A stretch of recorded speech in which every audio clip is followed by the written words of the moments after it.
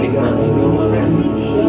Kau sembuhkan yang sakit, pulihkan yang letih lesu, yang dingin, yang suam-suam. Kau panaskan kembali malam ini. Syakarala barala barala barala barala barala barala barala barala. Yes. Syakarala barala barala barala barala. Roh Kudus yang beracara di tempat ini. Hanya Roh Kudus yang beracara di tempat ini. Orabaka syakarala barala barala barala barala barala barala. Hanya Roh Kudus yang beracara di tempat ini. Irala barala barala barala barala syakarala barala.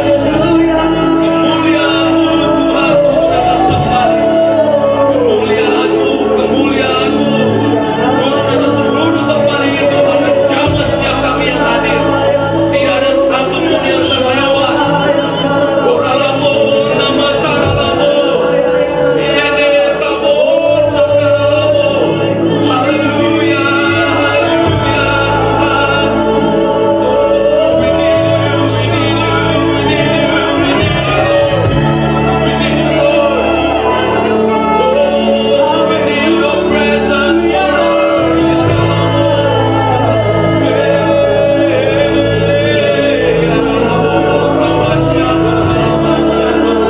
mengalirlah, mengalirlah lebih dalam lagi Tuhan. Oh, lebih dalam lagi Tuhan. Kami perlu Engkau, kami perlu Engkau malam ini, Yesus. Syakala barala bala bala bala bala bala bala bala bala bala bala bala. Yes.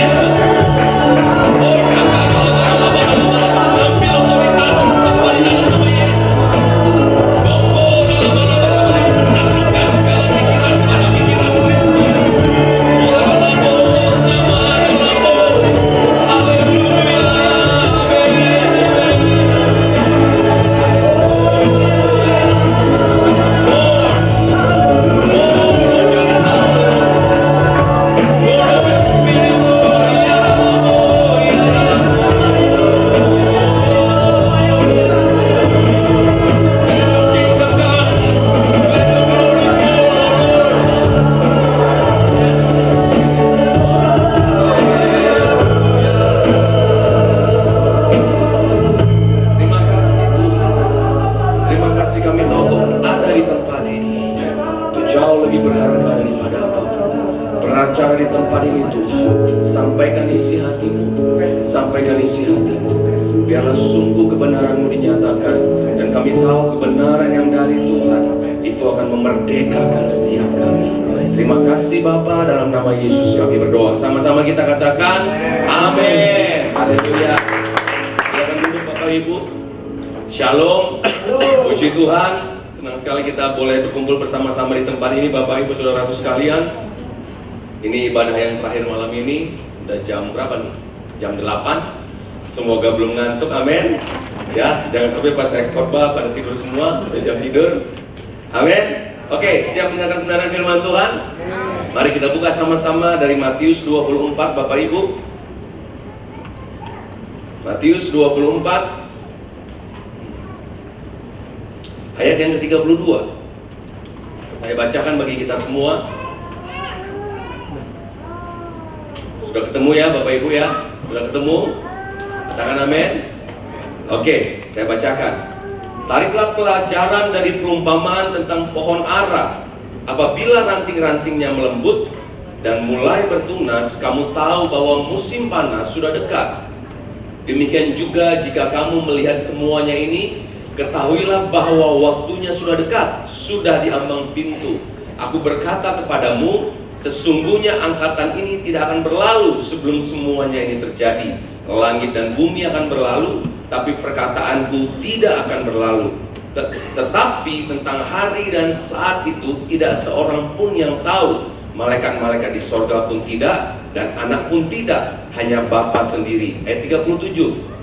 Sebab sebagaimana halnya pada zaman Nuh, demikian pula halnya kelak pada kedatangan anak manusia. Sebab sebagaimana mereka pada zaman sebelum air bah itu makan dan minum, kawin dan mengawinkan sampai kepada hari Nuh masuk ke dalam bahtera, dan mereka tidak tahu akan sesuatu sebelum air bah itu datang dan melenyapkan mereka semua. Demikian pula lah halnya kelak pada kedatangan anak manusia. Amin. Bapak Ibu, Alkitab berkata ayat 32 untuk kita belajar dari perumpamaan tentang pohon ara, Bapak Ibu. Dan katakan apabila ranting-rantingnya melembut dan mulai bertunas, kamu tahu bahwa musim panas sudah dekat. Alkitab berkata bahwa perumpamaan tentang pohon ara bicara tentang kedatangan Yesus yang kedua kali. Amin. Siapa yang percaya bahwa Yesus akan datang yang kedua kali? Kedatangannya akan dengan sangat segera. Amin. Bapak Ibu, pohon ara itu bicara tentang bangsa Israel, Bapak Ibu. Pohon ara yang ada di sini yang di perumpamaan Tuhan Yesus adalah bangsa Israel sendiri. Dan kalau kita belajar bicara tentang sejarah bangsa Israel, kalau Bapak Ibu baca nanti di Matius 24, itu dikatakan bahwa ayat 24 paling awal dikatakan ayat 2, ia berkata kepada mereka semua, kamu melihat semuanya itu, aku berkata kepadamu, sesungguhnya tidak satu pun di sini akan dibiarkan terletak di atas batu yang lain, semuanya akan diruntuhkan. Itu bicara tentang bait Allah. Di tahun 70 Masehi, Bapak Ibu, Jenderal Titus ya dari kerajaan Romawi itu menyerang Yerusalem. Yesus menyampaikan nubuatan tentang bahwa tidak ada satu batu pun yang akan berdiri di atas batu yang lain. Itu mungkin sekitar 33 Masehi mungkin, karena Yesus berumur 33 tahun ketika dia disalib. Dan dia sampaikan nubuatan, akan tiba waktunya bahwa batu itu tidak akan berdiri di atas batu yang lain. Dan dia bicara tentang bait Allah. Dan di tahun 70 Masehi, kerajaan Romawi dipimpin oleh Jenderal Titus menyerang bait Allah, dan bait Allah dibakar, dan di dalam bait Allah itu banyak barang-barang emas, Bapak Ibu Saudaraku sekalian. Dan emas itu meleleh dan sampai akhirnya itu masuk kepada batu-batu bait Allah, dan akhirnya prajurit-prajurit Romawi itu mencongkel batu itu satu persatu, Bapak Ibu. Untuk apa? Untuk ambil emasnya. Dan akibatnya bait Allah yang dibangun itu tidak ada satupun batu yang berdiri di atas batu yang lainnya. Dan itu terjadi tahun 70 Masehi. Dan waktu itu di Yerusalem hampir 2 juta orang meninggal, Bapak Ibu, orang Yahudi. Karena waktu itu kejadiannya adalah hari raya Paskah. Jadi ada banyak orang Yahudi yang masuk ke Yerusalem untuk datang beribadah. Dan ketika Jenderal Titus menyerang Yerusalem, dia nggak bisa menyerang Yerusalem. Karena Yerusalem itu letaknya di atas, agak sulit dikalahkan. Akhirnya dia kepung Yerusalem dari luar. Dia kepung lebih dari 5 bulan, hampir 6 bulan dia kepung, sampai akhirnya orang-orang di Yerusalem kelaparan. Sampai akhirnya mereka perang saling bunuh satu dengan yang lain saking laparnya. Dan kemudian akhirnya Jenderal Titus masuk. Pada hari penyerangan itu saja ada 1,1 juta orang yang meninggal. Dan semenjak hari itu, Bapak Ibu, Israel hancur. Dan orang-orang Yahudi tersebar ke seluruh penjuru dunia. Bangsa Israel tidak ada sama sekali. Dan orang hanya tahu ada orang Yahudi. Mereka tetap orang Yahudi. Mereka pelihara adat istiadat Yahudi. Tetapi bangsa Israel sendiri itu hilang. Amin, Bapak Ibu. Dan ketika kita baca Alkitab, orang-orang dahulu baca Alkitab, ketika mereka bicara tentang Israel, itu kayak bangsa yang imajiner. Kayak sebuah bangsa yang nggak pernah ada. Di mana Israel? Nggak pernah ada. Sampai akhirnya, Bapak Ibu, pohon ara itu mulai bertunas. Kapan? Tahun 1948. Pada bulan Mei tahun 1948, bangsa Israel resmi berdiri, Bapak Ibu. Pohon ara itu mulai bertunas.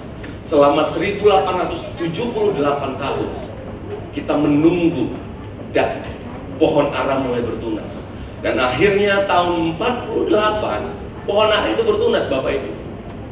Apakah ini sesuatu yang kebetulan?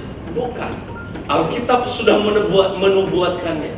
Dan tahun 1948, kalau saya tidak salah 14 Mei, Satu hari semenjak bangsa ini berdiri, mereka langsung diserang oleh beberapa bangsa Arab. Tetapi mereka memenangkan pertempuran dan akhirnya mereka menguasai daerah yang lebih luas daripada daerah yang seharusnya mereka miliki. Dan waktu itu beberapa daerah mereka miliki kecuali Yerusalem Timur. Bapak Ibu tahu Yerusalem Timur? Yerusalem Timur adalah tempat di mana ada tembok ratapan, ada Dome of the Rock itu ya, yang Masjid Al-Aqsa, terus yang kubah emas itu ada di situ. Dan itu di tahun 48 itu bukan milik bangsa Israel. Itu miliknya bangsa Jordania. Sampai di tahun 67 terjadi peperangan berikutnya, perang 6 hari melawan Mesir dan kawan-kawannya, dan Israel memenangkan pertempuran itu kembali, dan Yerusalem Timur diambil, saudara. Dan akhirnya Yerusalem masuk menjadi miliknya Israel sampai hari ini. Yerusalem, amin Bapak Ibu, tahun 67. Bukankah itu sebuah kegenapan Bapak Ibu? Kenapa? Karena Daniel bilang bahwa akan tiba waktunya si pembinasa keji itu akan berdiri di tempat kudus. Artinya bahwa bait Allah itu akan harus didirikan kembali, amin. Bait Allah di mana Israel di tempat Israel berdiri, yang di mana selama ini orang Israel harusnya menyembah Tuhan, itu runtuh kan. Waktu tahun 70 Masehi, yang tinggal itu cuma temboknya aja gitu. Dan bangsa Israel berniat membangun bait Allahnya kembali, dan Yerusalem direbut. Kenapa? Karena itu akan masuk pada kegenapan tadi.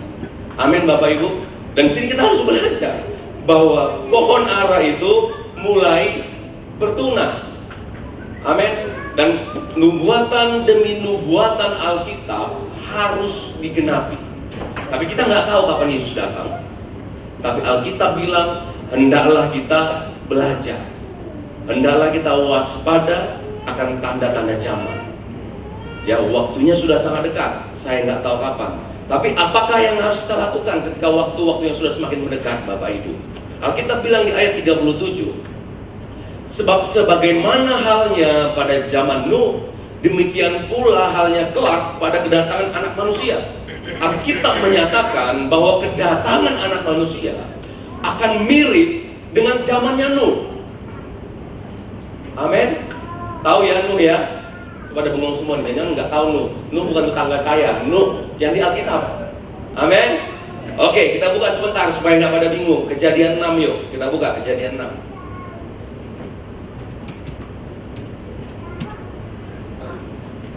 Kejadian 6. Apa yang terjadi di Kejadian 6?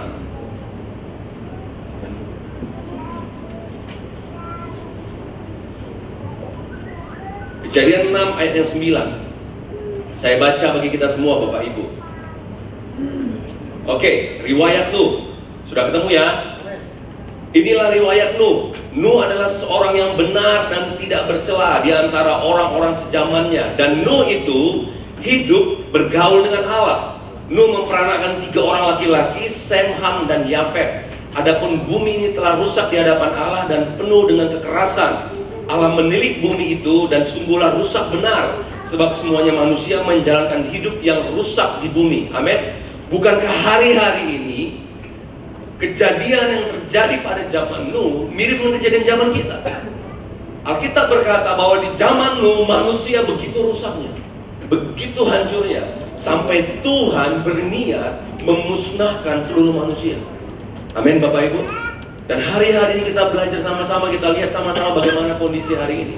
Manusia begitu jahatnya, kasih menjadi semakin dingin. Ya kan, orang-orang begitu mementingkan diri sendiri. Dengan vaksin palsu yang lagi rame gitu ya. Orang jualan makanan nggak peduli, pokoknya bahannya apa aja, yang penting gua untung gitu ya. Orang lain mau sakit, mau mati, terserah, nggak usah kita pikirin gitu ya. Dan dengan begitu banyak kekerasan seksual macam-macam ya kan, pria menjadi suka dengan pria, wanita dengan wanita, dan sampai anak kecil saya nggak ngerti, pokoknya aneh banget sekarang gitu. Dan sekarang itu begitu luar biasa percepatan kejahatannya. Bapak Ibu mungkin yang sudah cukup senior mungkin bisa bandingin gitu ya. Zaman dulu sama zaman sekarang, percepatan kejahatan itu begitu mengerikan. Dan Alkitab bilang kejadiannya mirip sama zaman Nuh. Oke, ayat yang 13. Berfirmanlah Allah kepada Nuh, aku telah memutuskan untuk mengakhiri hidup segala makhluk, sebab bumi telah penuh dengan kekerasan oleh mereka. Jadi aku akan memusnahkan mereka bersama-sama dengan bumi. Dan kemudian Tetapi Tuhan mau menyelamatkan Nuh, amin. Maka di dalam ayat 14, buatlah bagimu sebuah bahtera dari kayu gofir. Bahtera itu harus kau buat berpetak-petak dan harus kau tutup dengan pakal dari luar dan dari dalam. Beginilah kau harus membuat bahtera itu.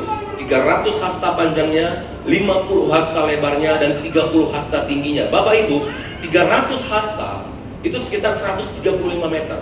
Satu hasta itu 45 cm. Jadi Bapak Ibu bisa bayangkan, Nuh diminta membangun sebuah bahtera yang panjangnya 135 meter. Supaya gampang, lapangan bola itu panjangnya sekitar 100 meter Bapak Ibu. Jadi bahtera yang dibangun Nuh itu lebih panjang dari lapangan bola. Amin. Dan belum ada teknologi yang canggih pada masa itu. Ya kan? Belum ada teknologi yang sedemikian rupa bagaimana harus membangun bahtera yang begitu besar Bapak Ibu. Dan Alkitab berkata Tuhan memberikan perintah kepada Nuh untuk membangun bahtera itu. Dan kita lanjutkan seterusnya. Dan ayat yang ke-22 saja kita lompat. Lalu Nuh melakukan semuanya itu tepat seperti yang diperintahkan Allah kepadanya. Demikianlah dilakukannya. Amin. Bapak Ibu, ketika Nuh membangun bahtera, dari beberapa literatur yang saya baca, waktu yang dibutuhkan oleh Nuh untuk membangun bahtera itu sekitar 60 sampai 120 tahun. Itu waktu yang diperlukan oleh Nuh untuk membangun bahtera tersebut. Itu bukan waktu yang singkat. Ya kan, bukan waktu yang sangat singkat, 60 sampai 120 tahun. Kenapa? Karena Nuh membangun bahtera itu sendiri, mungkin bersama dengan anak-anaknya Bapak Ibu. Alkitab berkata di 2 Petrus, Nuh si pemberita kebenaran. Ya kan? Artinya selama dia membangun bahtera itu, saya percaya Nuh juga memberitakan kebenaran. Dia beritakan bahwa air bah akan datang, penghukuman Tuhan akan datang. Segera bertobat. Kalau kau tidak bertobat, ketika air bah datang maka kita akan musnah semuanya. Tapi apakah ada yang percaya Bapak Ibu? Enggak. 60 sampai 120 tahun dia bangun bahtera itu, apa yang terjadi? Mungkin selama waktu tersebut yang ada dia dihina, yang ada dia dijelek-jelekan, yang ada dia dibilang gila. Mungkin ya, dibilang, aduh ini orang bangun bahtera gitu ya, gedenya segede gambreng gitu, besar banget gitu, apa itu gitu. Terus dari mana gitu, mungkin juga bangunnya nggak di tepi pantai gitu ya, jadi agak aneh gitu nih orang gitu ya. Dan bayangkan Bapak Ibu, selama dia membangun bahtera, dia harus memberi makan keluarganya. Dia bangun bahteranya, kayunya kayu gofir, pasti kayunya sejenis kayu yang kuat yang tahan air, amin. Dia bangun, dia buat, belum dia dihina orang. Tapi apa yang dia lakukan? Dia terus beritakan kebenaran. Dia beritakan bahwa penghukuman akan datang. Kalau kalian tidak bertobat, penghukuman akan datang. Tapi orang-orang gak peduli. Sama seperti hari-hari ini. Hamba Tuhan bilang, Pak Niko bilang, Yesus akan datang segera. Yesus akan datang dengan sangat-sangat segera. Lebih cepat dari apa yang kita bayangkan. Mungkin kejadiannya akan sama. Ketika hamba Tuhan bicara bahwa Yesus akan datang segera, orang bilang, Pak, dari saya masih baik Pak, gigi saya belum ada Pak. Sampai sekarang saya udah kakek, gigi saya udah nggak ada lagi Pak. Tapi Yesusnya nggak datang-datang. Iya kan? Dari dulu Pak saya sudah dengar. Saudara, kejadian yang sama mungkin terjadi pada zaman. Bayangkan 60-120 tahun bukan waktu yang singkat. Dan Nuh terus beritakan itu. Dia beritakan bahwa penghukuman akan datang, air bah akan datang, segera bertobat. Dia bangun, dikasih makan keluarganya, dia beritakan Injil, dia bangun bahtera, tapi nggak ada yang percaya. Tapi Alkitab berkata, tiba-tiba air bah turun. Tiba-tiba air bah itu turun. Orang berpikir, aduh 60-120 tahun nggak ada apa-apa yang terjadi. Everything is fine. Semuanya baik-baik saja. Semuanya baik. Orang dibilang kan, seperti zaman Nuh, mereka makan dan minum, mereka kawin dan mengawinkan, semuanya berlangsung dengan biasa. Dan hari ini juga sama. Semuanya berlangsung dengan sama. Tetapi tiba-tiba air bah turun selama 40 hari. Air bah turun selama 40 hari, seluruh mata air terbuka kata firman Tuhan. Dan semuanya gelap. Dan bahtera sudah ditutup, yang nutup Tuhan, saudara. Kalau saudara baca Kejadian 7, dikatakan Tuhan yang menutup bahtera tersebut. Bukan Nuh yang tutup loh, Tuhan yang tutup. Saya bayangin, mungkin orang-orang nyesal, orang-orang mau masuk, mau gedor bahtera, nggak bisa. Karena bukan Nuh juga yang tutup, tapi Tuhan yang tutup. Amin. Selama 40 hari, hujan turun, mata air terbuka dan tenggelam. Semuanya tenggelam dan semuanya binasa. Hanya Nuh yang hanya selamat beserta anak dan menantunya. Alkitab mencatat selama 150 hari air itu nggak turun-turun, Bapak Ibu. Sampai akhirnya kalau saya baca benar-benar kering itu hampir 1 tahun. Bayangin begitu lamanya, gitu ya. Amin Bapak Ibu. Paham ya sampai sini ya? Apa yang terjadi pada zaman ketika semua orang kawin dan mengawinkan, ketika seorang makan dan minum, ketika Injil diberitakan oleh Nuh, nggak ada yang peduli. Tetapi tiba-tiba air bah turun. Dan hari ini Bapak Ibu, kita belajar dari perumpamaan pohon ara tadi, ya. Selama 1870 tahun bangsa Israel nggak ada dalam catatan sejarah. Tetapi tiba-tiba di tahun 48 bangsa ini berdiri. Kenapa? Karena nubuatan Alkitab harus digenapi. Ya, karena Israel akan terlibat dalam penggenapan akhir zaman. Dan kemudian tahun 67 Yerusalem Timur diambil masuk dalam wilayah Israel. Dan itu juga menjadi salah satu tanda bahwa Yesus akan datang segera. Dan kita harus belajar tanda-tanda zaman, Bapak Ibu. Dan kita harus mempersiapkan diri. Amin. Sekarang masalahnya adalah apa yang bisa menyelamatkan kita?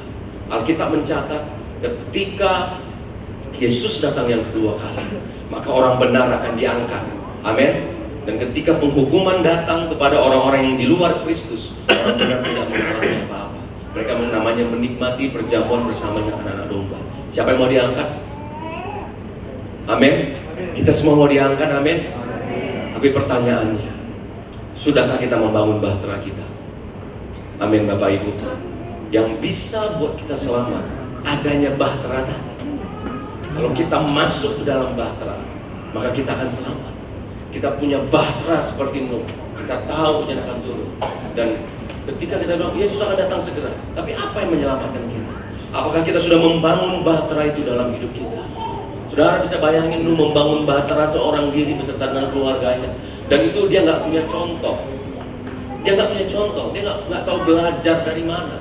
Tapi bagaimana dia bisa membangun bahteranya? Alkitab mencatat di ayat 9 bahwa Nuh itu hidup bergaul dengan Allah.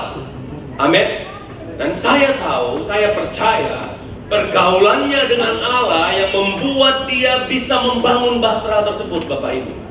Karena dia nggak tahu belajar dari mana, nggak ada buku, nggak ada dosen, gitu ya, nggak ada orang yang ahli dengan teknologi maritim. Satu-satunya sumber pengetahuan dia adalah pergaulan dia dengan Tuhan. Amin. Bahtera bicara sesuatu yang kita bangun, saudara, untuk memenangkan jiwa. Amin. Sesuatu yang kita kerjakan, bagaimana lewat bahtera ini ada banyak orang dimenangkan lewat hidup kita. Dan itulah bahtera kita, Bapak Ibu. Dan sekarang pertanyaannya, apa bahtera kita? Saya juga nggak tahu. Apa bahtera kita untuk kita memenangkan orang lain? Apa yang harus kita lakukan untuk kita bisa memenangkan orang lain, membawa orang masuk kepada bahtera kita seperti Nuh? Nuh bangun bahtera, dia mau bawa orang lain masuk dalam bahtera tersebut. Dan apa dengan bagian kita? Untuk supaya ada orang yang masuk dalam bahtera bersama-sama dengan kita, diselamatkan masuk dalam kerajaan Tuhan, perjamuan anak domba, diangkat, bertemu dengan Kristus. Saya nggak tahu. Satu-satunya cara untuk kita tahu adalah pergaulan dengan Tuhan. Amin. Keintiman dengan Tuhan yang akan membuat kita mengerti apa yang harus kita kerjakan di akhir zaman ini, Bapak Ibu. Amin, Bapak Ibu. Ngerti ya? Karena dari Tuhan sendiri kita akan paham apa yang harus kita kerjakan, supaya kita ikut diangkat bersama-sama dengan Tuhan dan tidak tertinggal. Sama seperti Nuh ketika pintu ditutup, tertinggal. Ketika Yesus datang, pintu ditutup. Kita buka perumpamaan Matius 25, Bapak Ibu. Bicara tentang pintu ditutup. Ada perumpamaan Yesus di akhir zaman yang bicara juga hal yang sama di Matius 25 tentang 5 gadis bijaksana.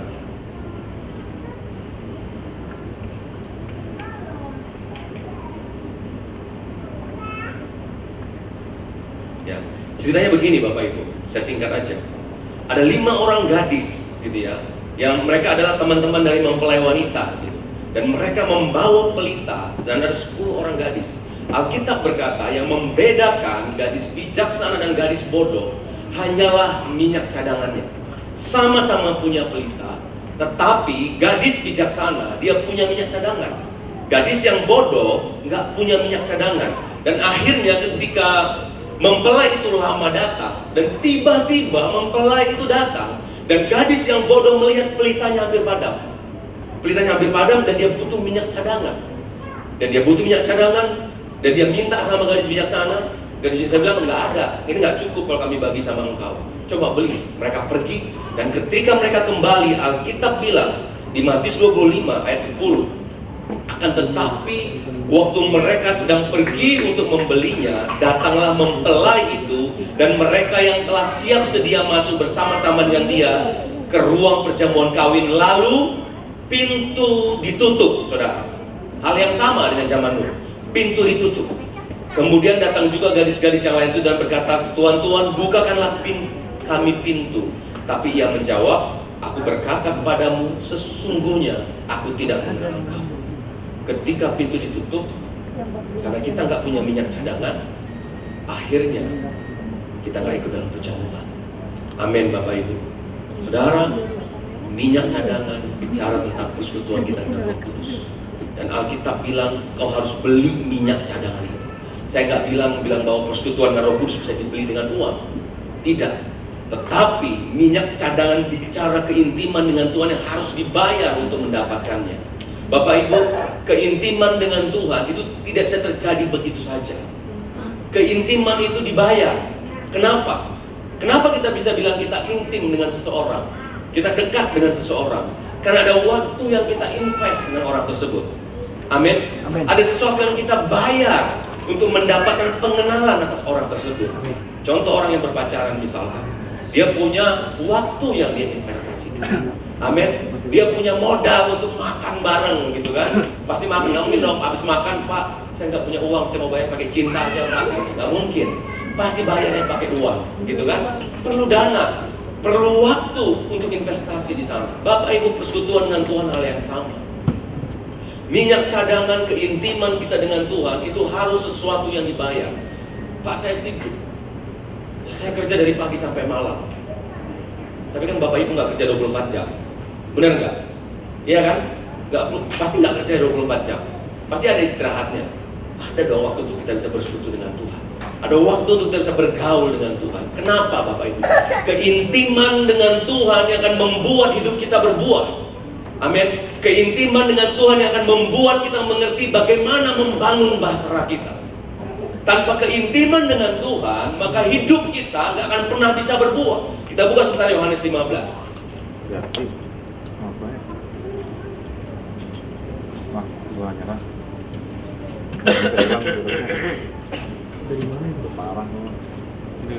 Yohanes 15, perumpamaan pokok anggur, saudara.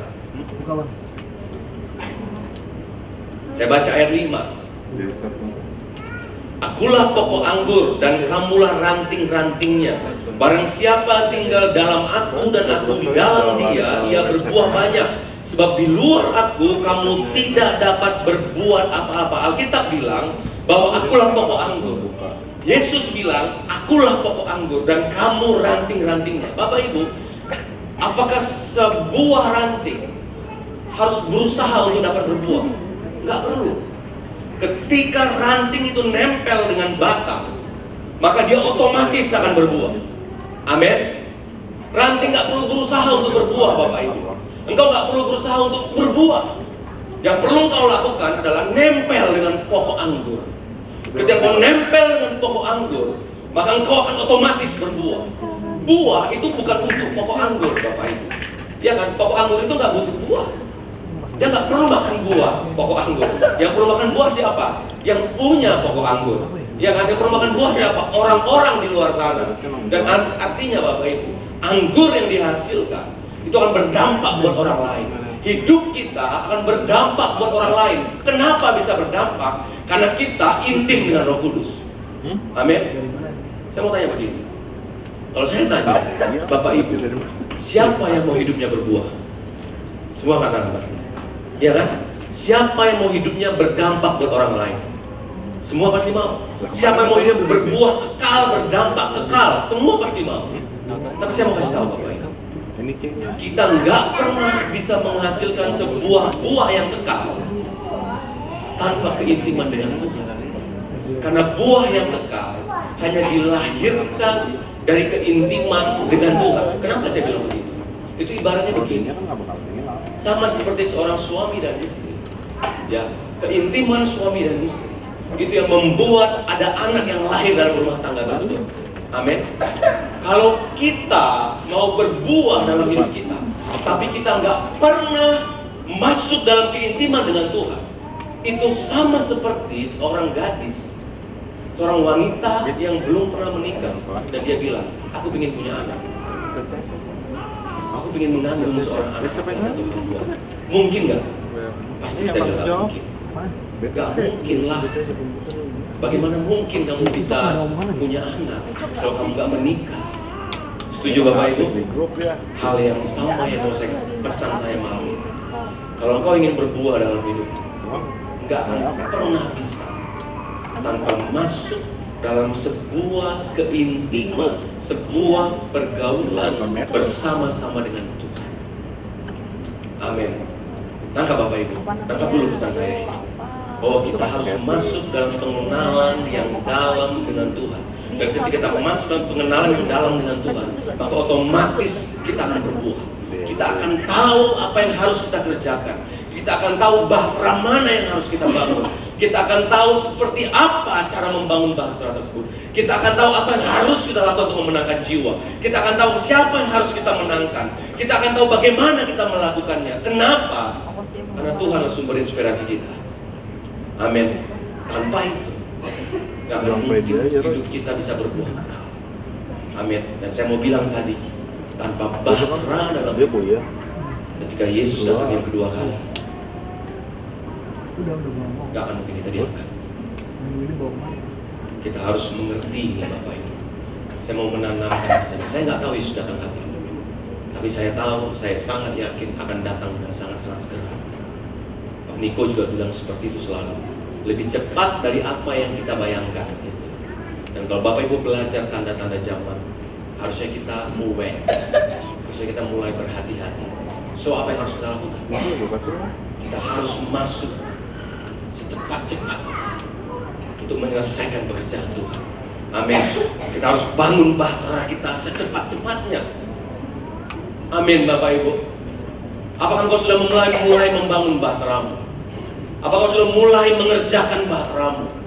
Kalau tidak, Bapak Ibu, kita harus mulai tanya Tuhan. Kalau tanya saya nggak tahu apa yang harus kita kerjakan.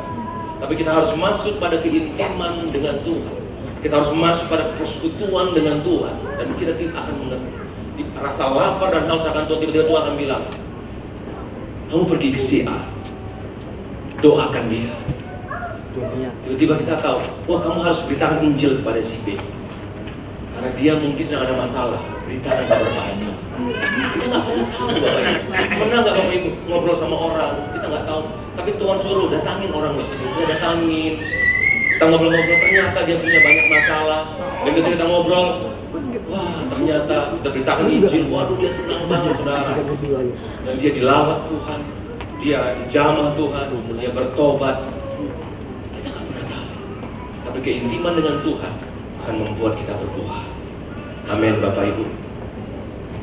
Yang harus kita paham hari-hari ini adalah kita melakukan apa yang Tuhan suruh dalam hidup kita. Bapak Ibu harus bedakan.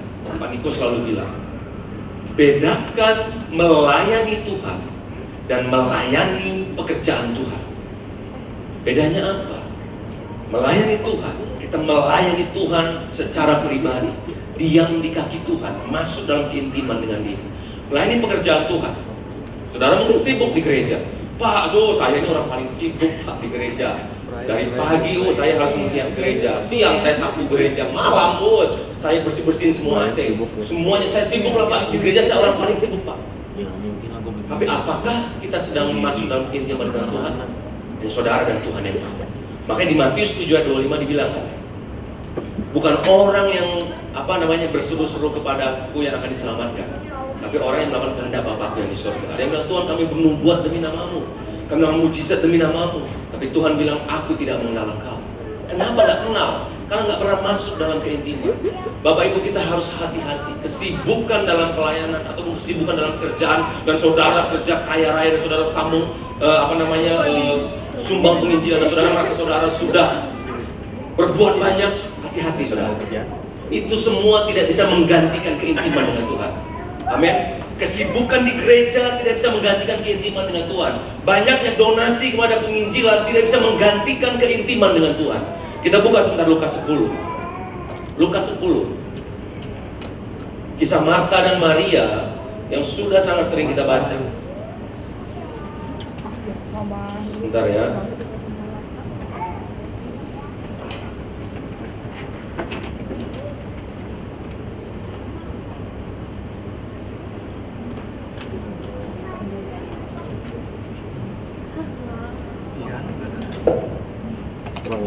Ayat yang ke 39.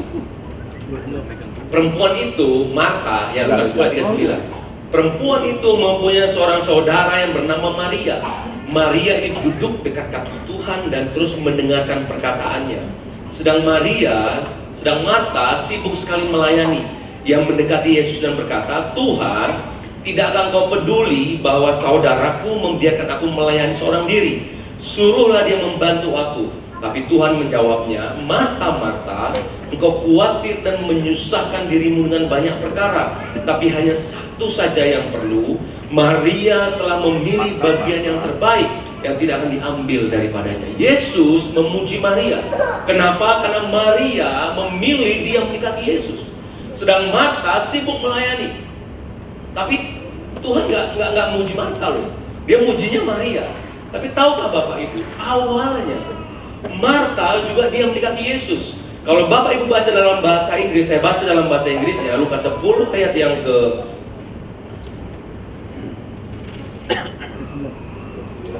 sebentar ya.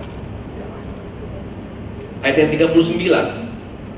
And she-nya itu Marta, had a sister called Mary. Marta mempunyai seorang saudara perempuan yang bernama Mary, who also sat at Jesus' feet and heard his word. Marta punya saudara perempuan bernama Maria, who also, yang juga duduk di dekat kakinya. Artinya saudara, Marta ini punya saudara perempuan Maria yang juga duduk. Jadi Maria itu juga duduk bersama-sama dengan Marta. Dan sebenarnya awalnya Marta itu duduk, makanya pakai kata juga, karena ada Maria yang juga duduk. Tangkap ya Bapak Ibu ya. Marta itu bukan dari awal sibuk melayani, tapi dari awal dia itu juga duduk. Tapi ayat 40 bilang, but Marta was distracted. Distracted itu artinya apa ya? Kayak dialihkan, gitu loh. Dialihkan Martanya. Akhirnya dia sibuk, di sana belum selesai. Di sana harus lakukan ini. Di sana harus. Tadinya dia duduk dan dia memilih bangkit berdiri dan dia sibuk melakukan banyak hal. Dan dia bilang sama Tuhan Yesus, "Tuhan, itu Maria cuma duduk-duduk doang. Saya sibuk." Tapi Tuhan bilang, justru Maria yang benar. Amin Bapak Ibu.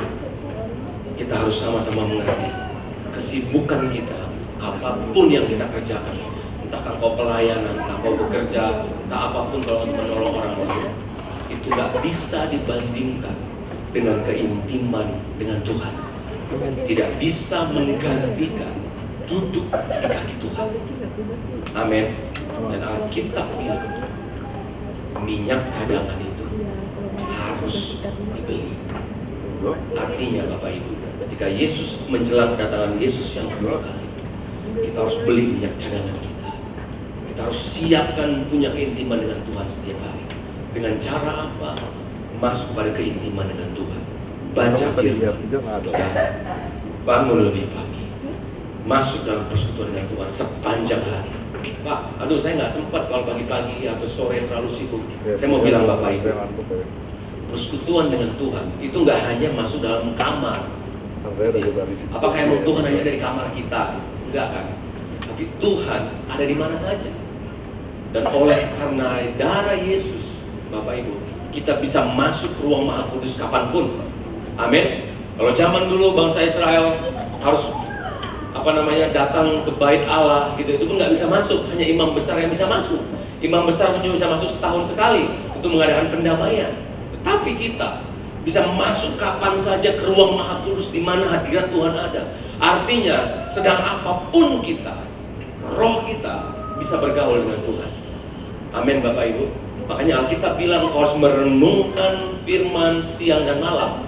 Gimana merenungkan firman siang dan malam? Gimana cara merenungkan firman? Gitu ya. Jangan gini, Nuh, dia membangun bahtera.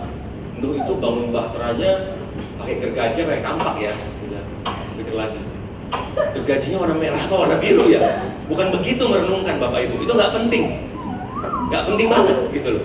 Kita kadang bingung, saya lu bingung. Gimana cara merenungkan firman Tuhan? Jadi saya mau ngarang cerita aja gitu. Pas Nuh mungkin waktu dia bangun, dia mungkin sambil makan nasi, habis makan tuh piring bangun, pukul lagi, capek, makan lagi gitu. Saya karang-karang gitu. Saya pikir merenungkan seperti itu.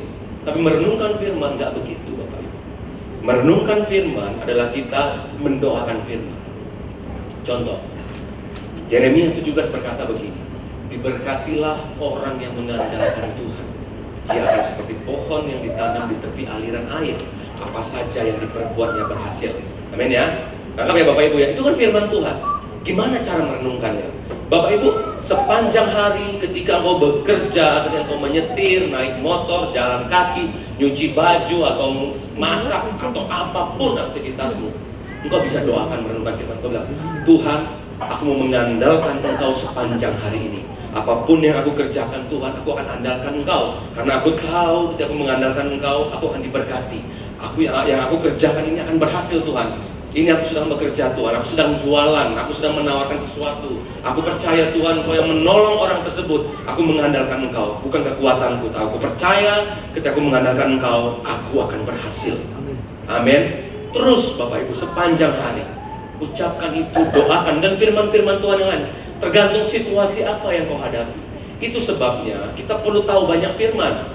Kalau nggak ada yang nempel di kepala, kita mau ngomong apa gitu? Apa ya firman Tuhannya? Nggak tahu, karena nggak pernah baca gitu ya. Ya artinya kita baca komik gitu kan. Nggak mungkin dong kata-kata Doraemon kita baca gitu kan. Nggak mungkin, harus firman Tuhan yang kita baca. Nah nggak Bapak Ibu? Itu sebabnya ketika Tuhan bilang sama Yosua, renungkan firman siang dan malam, dan kau akan beruntung. Kenapa? Ketika kita mengucapkan janji Tuhan, firman Tuhan gak pernah gagal. Amin. Ketika janji Tuhan diucapkan Bapak Ibu, segenap sorga akan bekerja untuk menggenapi janji tersebut.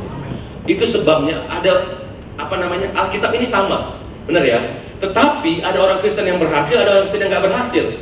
Salah siapa? Apakah janji Tuhan hanya buat si A dan bukan buat si B? Tidak. Tuhan tidak membeda-bedakan manusia.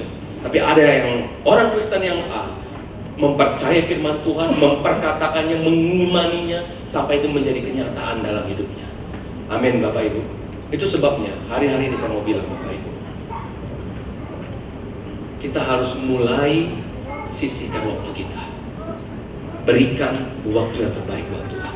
Mungkin Tuhan akan suruh kita untuk melakukan hal-hal yang mustahil. Tetapi Bapak Ibu, sama seperti Nuh, ketika kau percaya kepada Tuhan dan kau bergaul dengan Tuhan, Tuhan akan tunjukkan apa yang harus kau lakukan. Paulus bilang begini di Filipi 3 ayat 10, Tuhan yang kukehendaki adalah mengenal Engkau dan kuasa kebangkitanmu. Kata mengenal yang dipakai oleh Paulus adalah kata ginosko. Ginosko itu adalah pengenalan yang lahir dari experience, pengenalan yang lahir dari interaksi, pengenalan yang lahir dari sebuah hubungan. Amin Bapak Ibu. Sama seperti kata ginosko yang dipakai juga untuk hubungan suami istri. Ada hubungan yang saling menyenangkan satu dengan yang lain. Ada interaksi satu dengan yang lain yang membuat mereka saling mengenal. Itu sebabnya suami istri saling mengenal. Dia tahu, oh kalau istrinya begini karena ada sesuatu pasti. Kenapa? Karena dia sudah ginosko. Dia mengenal istrinya. Pengenalan yang lahir dari waktu, pengenalan yang lahir dari experience, pengenalan yang lahir dari sebuah hubungan. Dan dengan Tuhan kita harus mempunyai pengenalan yang sama, pengenalan yang lahir dari hubungan dengan Tuhan. Amin Bapak Ibu. Pengenalan Tuhan itu pengenalan kita kan istilahnya, dan kalau saya bilang objek gitu ya, kan Tuhan. Tuhan memang sesuatu yang tidak terbatas, tidak bisa dipahami dengan mudah, dengan seketika. Tapi itu harus lahir dari waktu demi waktu kita bergaul dengan Tuhan. Dan Alkitab bilang di 1 Yohanes 2 ayat 3, inilah tandanya orang yang mengenal aku. Sama kata yang dipakai, sama-sama kata ginosko. Inilah tandanya orang yang ginosko dengan aku, yaitu orang yang melakukan perintah. Nangkap nggak Bapak Ibu? Pengenalan dengan Tuhan, keintiman dengan Tuhan juga dibangun daripada dengan ketaatan dengan Tuhan. Amin. Semakin kita mentaati firman Tuhan, kita akan makin mengenal Tuhan. Kenapa saya berani bilang begitu? Contoh, bagaimana kita bisa tahu bahwa Tuhan adalah Tuhan yang menyediakan, bahwa Tuhan adalah Tuhan yang membalas bagi orang yang menabur? Bagaimana kita pernah tahu kalau kita nggak pernah mentaati Tuhan dengan memberikan persepuluhan kita? Bagaimana kita tahu kalau kita nggak pernah mentaati Tuhan yang menabur kepada ladang penginjilan? Misal Tuhan bilang, tabur. Itu ada orang yang butuh atau hamba Tuhan atau ladang penginjilan apapun yang butuh. Ya kan? Kalau kita nggak berani menabur, memberikan, kita nggak akan bisa kenal Tuhan, bahwa Dia Tuhan yang menepati janjinya, bahwa Dia Jehovah Jireh. Ketika kita menaburkan, tiba-tiba ada pintu yang terbuka. Entahkah pekerjaan kita, entahkah usaha kita, entahkah apapun itu, tiba-tiba pintu itu terbuka. Oh, kita kenal Tuhan. Oh, ternyata ketika aku berani mempercayai janji Tuhan, Tuhan itu setia. Amin. Ketika kita sakit, kalau kita nggak berani mempercayai Tuhan untuk kesembuhan, kita nggak berani percaya, aduh udahlah, kalau udah begini meninggal aja dah. Kita nggak berani melakukan apa yang nggak bisa kita lakukan sebelumnya dan memperkatakan kesembuhan dengan Tuhan, nggak akan pernah kita mengenal Tuhan bahwa Dia adalah Jehovah Rafa, bahwa Dia Tuhan yang menyembuhkan. Amin, saudara. Pengenalan itu dibangun dari persekutuan dengan Tuhan. Itu yang pertama. Kau berikan waktumu buat Tuhan. Kau berikan, dedikasikan waktumu untuk menyembah Tuhan, baca firman Tuhan, doakan, merenungkan Tuhan. Yang kedua, pengenalan yang lahir dari ketaatan kepada Tuhan. Amin. Ketika kau mentaati Tuhan, kau sedang membangun bahteramu, dan kita nggak usah takut kapanpun Yesus datang yang kedua. Amin. Jangan takut jadi yuk.